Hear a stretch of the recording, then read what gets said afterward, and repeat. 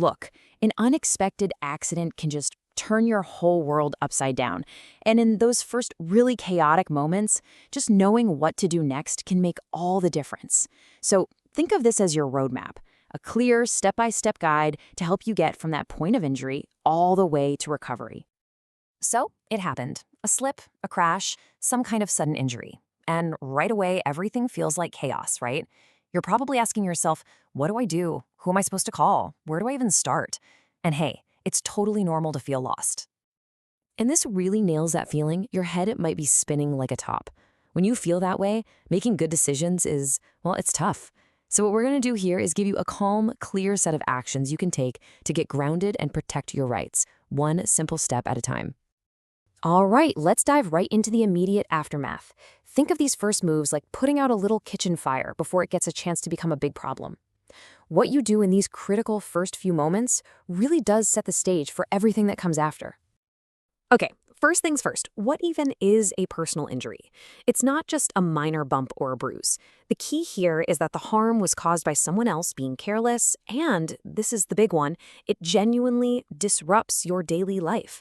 It gets in the way of your ability to work, to live, and to just function like you normally would. So what do you actually do right after it happens? Just think of it as a simple 3-part checklist.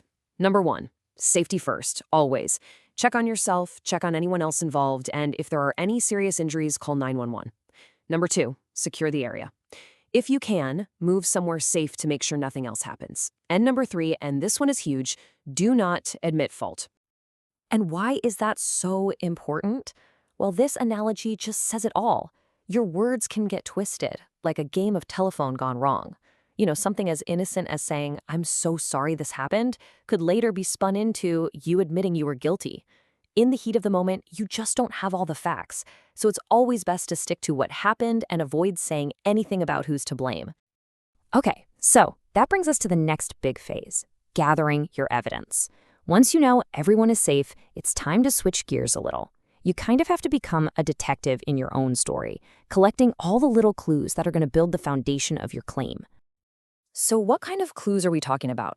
Well, it's all about painting a really clear picture.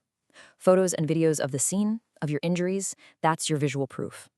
Getting names and numbers from any witnesses, they can back up your story.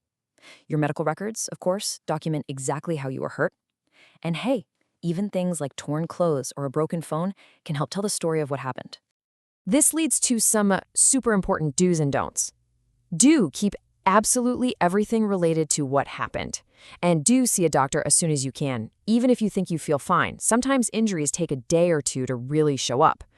On the other side, don't throw anything away, and please, whatever you do, don't post about the accident on social media. So why the big warning about social media? Because honestly, this quote just nails it. Insurance companies will snoop like nosy neighbors peeking over the fence. They're looking for anything they can possibly use against you. That picture of you smiling at a family barbecue? They could try to twist that to argue your injuries aren't that bad. It's way better to just go dark online when it comes to the accident. All right, so you've handled the immediate stuff, you've started gathering your evidence, now what? Now we look at the legal journey. I know this part can seem really intimidating, but you can think of it like baking a cake. It has specific steps, and you've got to follow them in the right order to get a good result. But wait. Before we get into any of the legal stuff, let's get one thing crystal clear. Your health is always the #1 priority. Seeing a doctor right away not only creates that crucial record for your claim, but way more importantly, it's about you and your recovery. Following your doctor's orders, that's absolutely non-negotiable. So let's break down this whole legal process. Make it a little less scary. It usually starts with notifying the other person's insurance company. Then you submit all that evidence you've been collecting. After that comes a formal demand letter, which is where you ask for compensation. From there, you get into negotiations. And most cases actually get settled right here. But if they don't, filing a lawsuit might be that final step.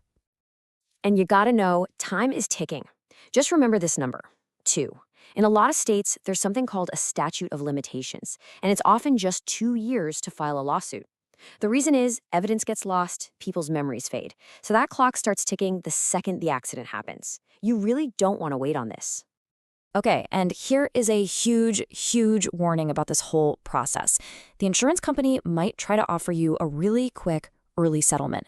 You have to be super careful here. If you sign a release, that's it. You're giving up your right to get any more money later, even if it turns out your injuries are way worse than you first thought. So let's look past all the legal stuff for a second, the filings and the negotiations, because the real goal here isn't just about getting a settlement check, it's about getting your life back. This last part is all about recovery and actually moving forward. And this analogy just frames it perfectly. The whole claim process, that's the cleanup after the storm. Now it's time to reinforce your foundation. That's your health, your finances, your well-being, so you can move on feeling strong and ready for what's next.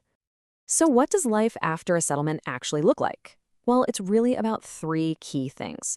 First, you gotta manage those funds smartly, paying off bills, saving for any future care. But just as important is dealing with the emotional side of things, because accidents can be truly traumatic.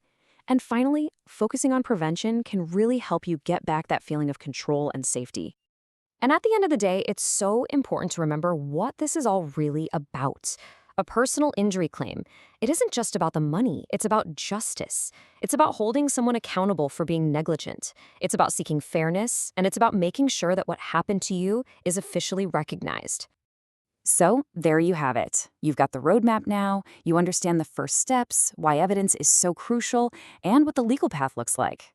Just by watching this, you've already taken the most important step of all, which is getting informed. So the only question left is, what's your next step toward taking back control?